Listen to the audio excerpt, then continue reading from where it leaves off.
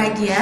Di sini kami dari kelompok 2 yang terdiri dari Lailin Farani Azmi, Ayu Siti Aisyah, Putra Khairul Anwar, dan Abdul Rafiq Arba'a akan membahas dan mempresentasikan materi tentang etika pada divisi keuangan. Di sini, di mana saya sebagai moderator sekaligus pemateri utama akan membahas tentang pendahuluan dari pemateri ini sekaligus membahas beberapa etika dari divisi keuangan. Divisi keuangan. Dalam operasional organisasi, divisi keuangan memegang peran penting dalam mengatur kegiatan keuangan. Termasuk di dalamnya terdapat perencanaan, analisis, dan pengendalian dalam upaya mendapatkan dana, meminimalisir penggunaan dana dengan cara mengalokasikannya secara efisien, serta memaksimalkan nilai perusahaan. Sesuai prinsip ekonomi, tugas utama divisi keuangan pada dasarnya adalah mendapatkan laba yang maksimal dan biaya yang minimal. Berkaitan dengan itu, tugas divisi keuangan mencakup yang pertama ada planning and forecasting, di mana di sini mencakup perencanaan anggaran dan peramalan penggunaannya. Yang kedua ada investasi dan pembiayaan, di mana di sini mengambil keputusan penting jenis-jenis investasi yang menguntungkan.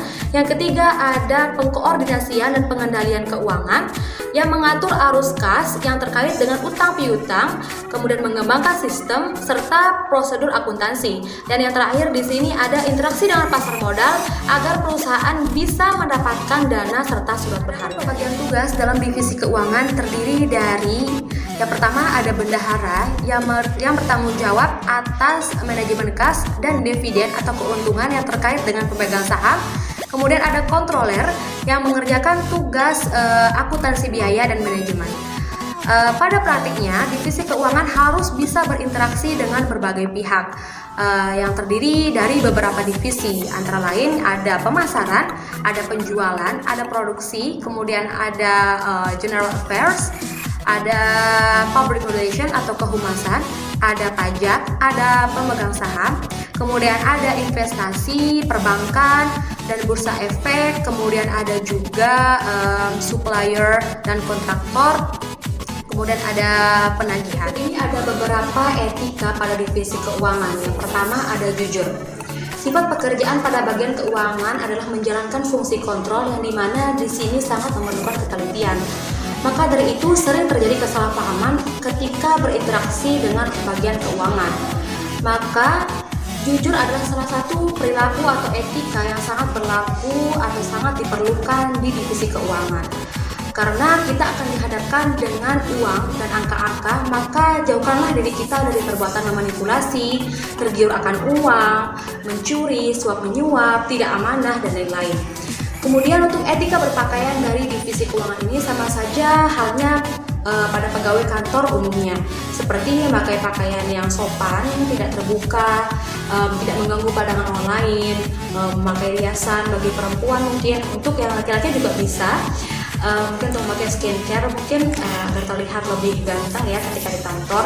Kemudian juga lebih bersih, sopan, terus lebih profesional dan lebih formal agar terlihat lebih mapan. Ini tuh sesuai dengan tipe busana kerja menurut etika berbusana. Oke, sekian materi dan penjelasan dari saya. Kurang dan lebihnya saya mohon maaf. Semoga bermanfaat untuk teman-teman semua. Materi selanjutnya akan dibahas oleh anggota kelompok saya sendiri atas nama Abdul Rafiq Arba'a. Sekian, jangan lupa untuk like, comment, dan subscribe. Terima kasih. Dadah. Baik, assalamualaikum warahmatullahi wabarakatuh. Saya akan melanjutkan materi dari pemateri yang pertama, etika pada divisi keuangan. 2. Terbuka dan berkata jujur. Sampaikan semua aturan-aturan yang berlaku dengan ramah dan sopan, sehingga tidak nampak ada kesengajaan mempersulit pembayaran. Firman Allah dalam surat Al-Ahzab ayat 70-71 yang artinya, hai orang-orang yang beriman, bertakwalah kamu sekalian kepada Allah dan katakanlah perkataan yang benar.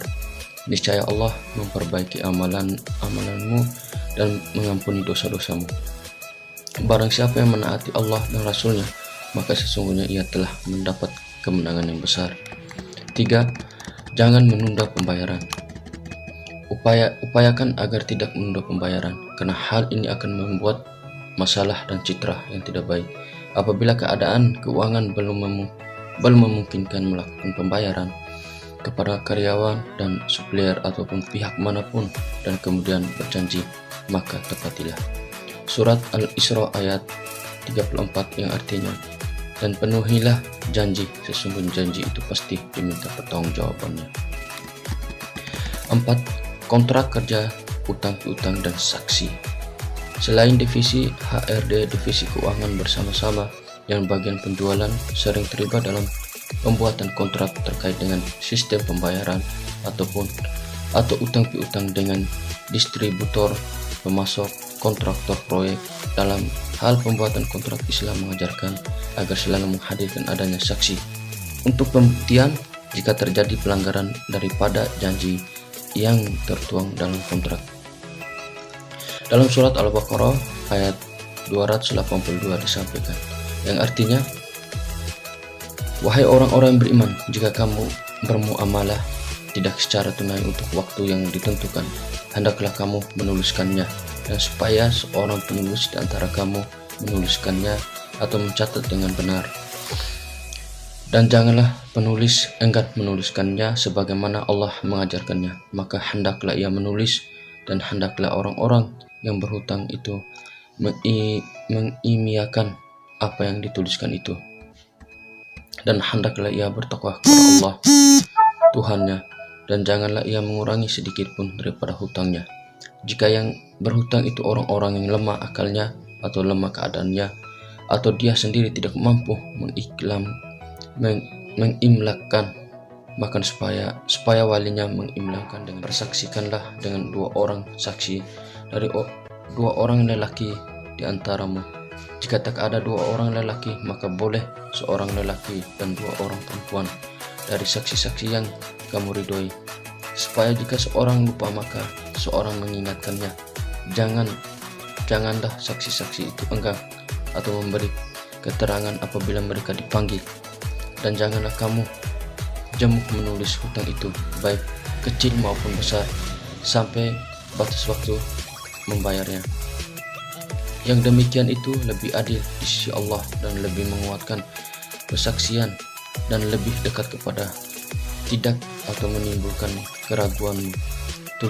Tulislah muamalahmu itu, kecuali jika muamalahmu itu perdagang tunai yang kamu jalankan di antara kamu, maka tidak ada dosa bagimu, atau jika tidak menulisnya. Dan persaksikanlah jika kamu berjual beli, dan janganlah penulis dan saksi saling sulit menyulitkan. Jika kamu lakukan atau yang demikian, maka sesungguhnya hal itu adalah sesuatu kefasikan pada dirimu, dan bertakwalah kepada Allah. Allah mengajarmu, dan Allah Maha mengetahui segala sesuatu. Sekian dari saya. Wassalamualaikum warahmatullahi wabarakatuh. Bismillahirrahmanirrahim. Sebelum saya lanjut, saya sedikit menambahkan bahwasanya di divisi keuangan ini, teman-teman, itu memiliki 3 aktivitas pokok. Yang pertama pembiayaan, yang kedua pemasukan atau pemerolehan, yang ketiga adalah penjagaan atau pengelolaan. Nah, itu aktivitas pokok dari divisi keuangan, gimana dia bisa mengatur semuanya.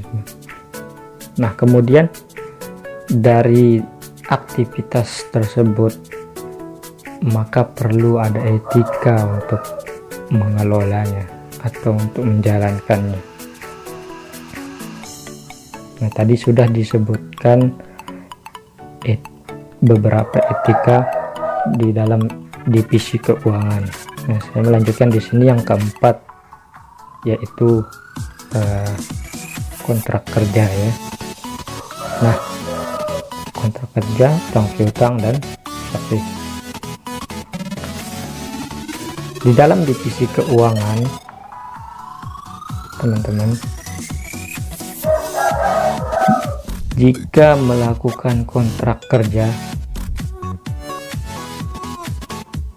itu Islam selalu mengajarkan dalam pelaksanaannya itu harus menghadirkan seorang saksi,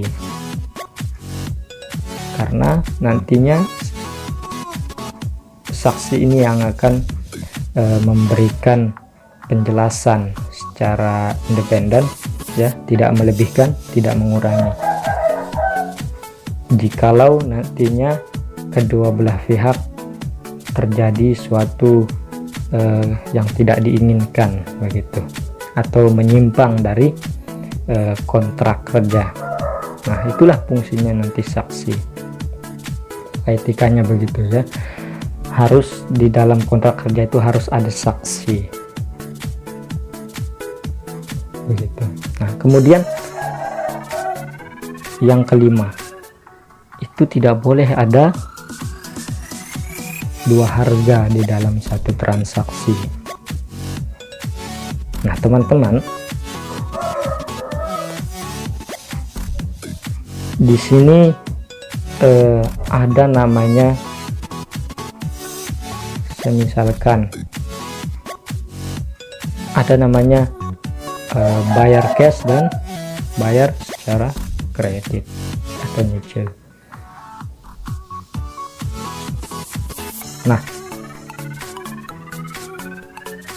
di dalam divisi keuangan itu tidak diperbolehkan bertransaksi dua harga di dalam satu akad. Nah,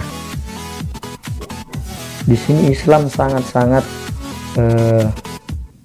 mengedepankan musyawarah, kesepakatan. Jadi di dalam transaksi, sang penjual atau pemilik barang itu harus menawarkan, jikalau memang ada dua harga, harus ditawarkan pilihan kepada konsumen. Nah, jadi sebelum berpisah atau itu harus ada kesepakatan dari kedua belah pihak. Konsumen milihnya membayar dengan apa, mau bayar dengan cash atau kredit. Nah, jangan nanti berpisah tanpa ada kesepakatan, tanpa ada pilihan dari konsumen. Nah, itu yang tidak diperbolehkan dalam Islam. Ini menyangkut etika, baik atau buruk sebuah aktivitas itu. Jadi misalkan ini barang A. Barang A ini kalau ditarifkan harga cashnya misal 20.000. Nah, sedangkan dibayar secara kredit kalau ditotalkan itu menjadi 25. Nah, itu boleh saja, tapi harus ada kesepakatan, ya, lagi-lagi ada kesepakatan antara kedua belah pihak begitu. Nah, kemudian yang keenam, teman-teman, jangan ada riba di dalam transaksi. Mana maksudnya riba di sini? Riba ini sering terjadi di dalam pinjam meminjam, ya.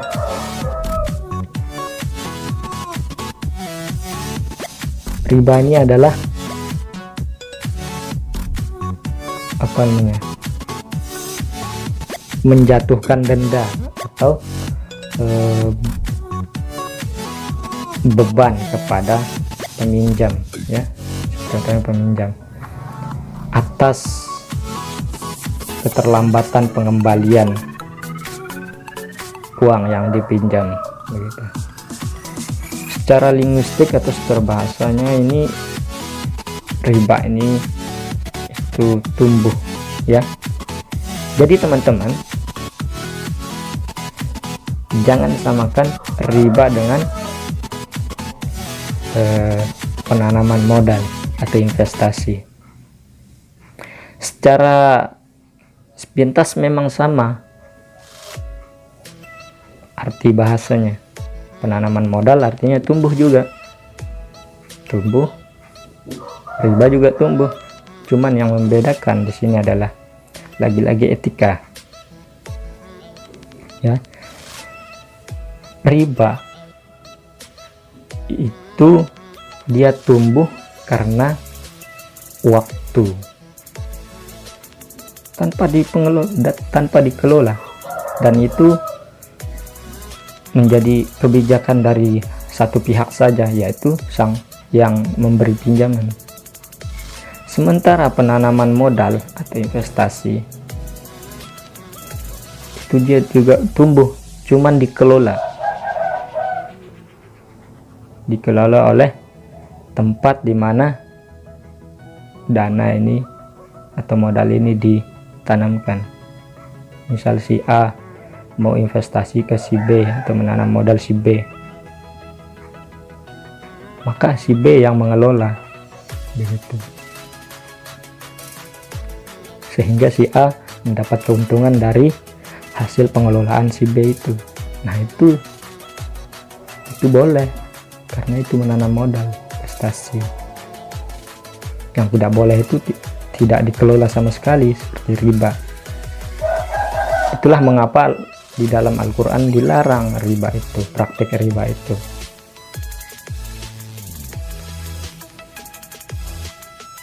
Begitu. Kemudian yang terakhir teman-teman, keuntungan. Ya. Keuntungan ini adalah menetapkan di mana kita harus menetapkan, ya. Sebelum menetapkan keuntungan itu kita harus menjaga modal pokok. Kita harus mendapatkan modal pokok dulu. Nah, setelah kita mendapatkan modal pokok, maka keuntungan bisa kita tetapkan semaksimal mungkin. Di dalam dunia bisnis apapun, itu pasti keuntungan itu menjadi prioritas utama. Karena memang itu tujuan di dalam bisnis, teman-teman.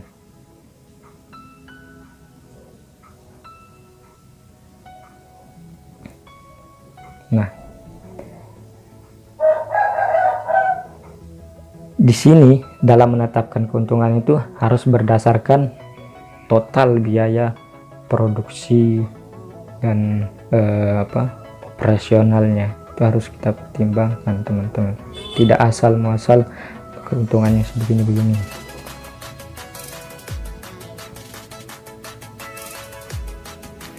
Seperti pada masa Rasulullah, ini diceritakan dari Urwah al-Bariki, ketika Rasulullah diminta untuk membeli seekor domba oleh Al-Bariki. Kemudian beliau membayarnya dengan uang dengan jumlah 1 dinar.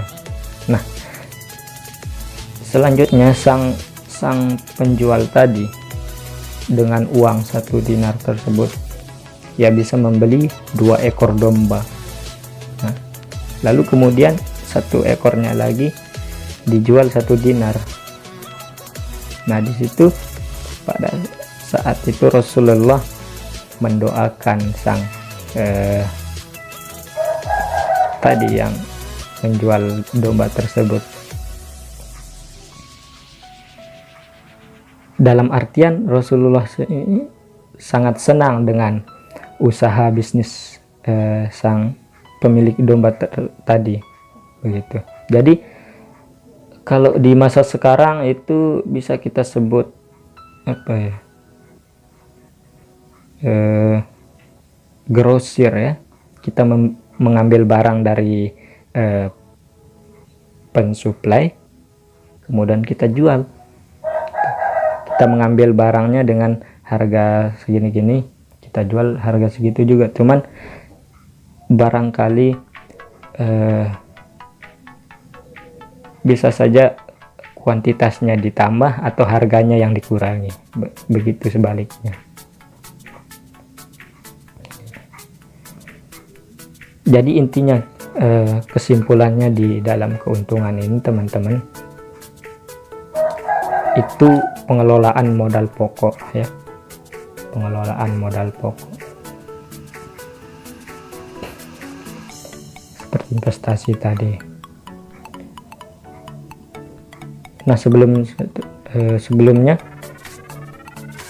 di dalam keuntungan ini Rasulullah pernah menganjurkan untuk mengambil keuntungan semaksimal mungkin sebanyak-banyaknya. Tetapi di sini berdasarkan barang yang dijual. Kadang pada masa Rasulullah itu banyak pedagang, ya, disebutnya pedagang. Barang yang jangka waktunya pendek seperti makanan, itu tadi dianjurkan untuk mengambil keuntungan secukupnya saja atau tidak berlebihan, tidak banyak. Sedangkan barang yang jangka waktu panjang seperti peralatan, misalnya pisau misalnya dan sebagainya, itu silahkan mengambil keuntungan semaksimal mungkin, tapi tetap memperhitungkan tadi biaya produksi dan operasionalnya. Jangan merugikan diri sendiri dan jangan menzolimi konsumen. Itulah etika di dalam mengambil keuntungan. Nah, baik, mungkin itu saja dari saya. Bisa dilanjutkan oleh Siti Aisyah. Padanya dipersilakan. Assalamualaikum warahmatullahi wabarakatuh. Perkenalkan, nama saya Siti Aisyah, NIM 1803050013. Di sini saya akan melanjutkan pemaparan materi dari teman saya sebelumnya. Baik, di sini saya akan membahas kriteria etika dalam divisi keuangan dan manfaat kita mempelajari etika dalam divisi keuangan. Di sini langsung saja untuk mempersingkat waktu, saya akan menyampaikan 4 kriteria standar etika dalam divisi keuangan. Yang pertama itu kompetensi, di mana kompetensi ini memiliki tanggung jawab untuk satu, mempertahankan tingkat sesuai kompetensi profesional dengan pengembangan pengetahuan dan keterampilan. Kemudian yang kedua, melakukan tugas profesional mereka sesuai dengan hukum, peraturan, dan standar teknis. Kemudian yang ketiga, menyiapkan laporan lengkap dan jelas untuk memperoleh informasi yang relevan dan dapat dipercaya. Kemudian yang kedua itu kerahasiaan suatu perusahaan. Di sini yang pertama itu tidak membuka informasi rahasia perusahaan kecuali diizinkan atau ada keperluan lainnya. Kemudian yang kedua itu memberikan informasi pada bawahan tentang rahasia informasi yang diperoleh dalam pekerjaan mereka dan memantau kegiatan mereka untuk menjamin pemeliharaan rahasia suatu perusahaan. Kemudian yang ketiga itu tidak menggunakan rahasia perusahaan dengan mengambil keuntungan yang tidak etis atau ilegal. Kemudian yang ketiga itu integritas. Di sini integritas suatu perusahaan itu sangat penting karena integritas itu harus menghindari adanya konflik dan menyarankan semua pihak agar terhindar dari konflik. Kemudian menghindari agar tidak terlibat dalam kegiatan yang akan mengurangi kemampuan mereka dalam menjalankan tugas secara etis. Kemudian menolak sogokan.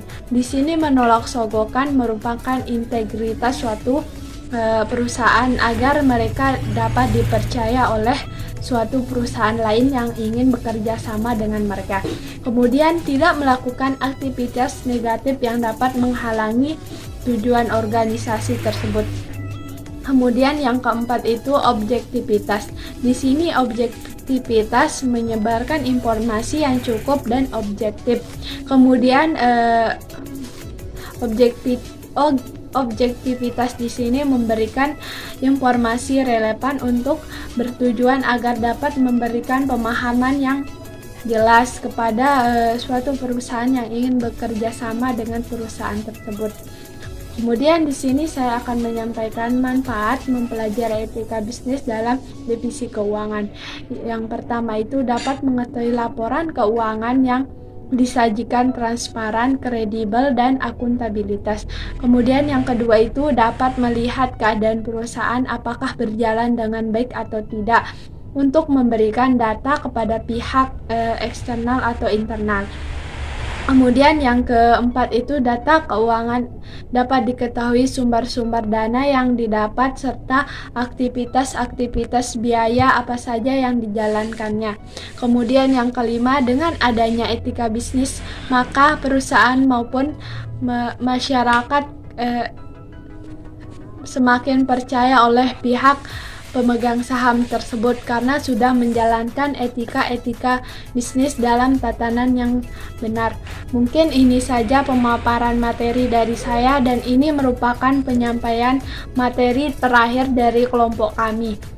Sebelumnya maaf apabila ada kesalahan dari penyampaian maupun kata-kata dari saya maupun teman-teman yang lain. Mohon dimaklumi karena kami semua masih belajar, masih berproses dalam belajar memahami materi tersebut. Sekian dari saya. Wassalamualaikum warahmatullahi wabarakatuh.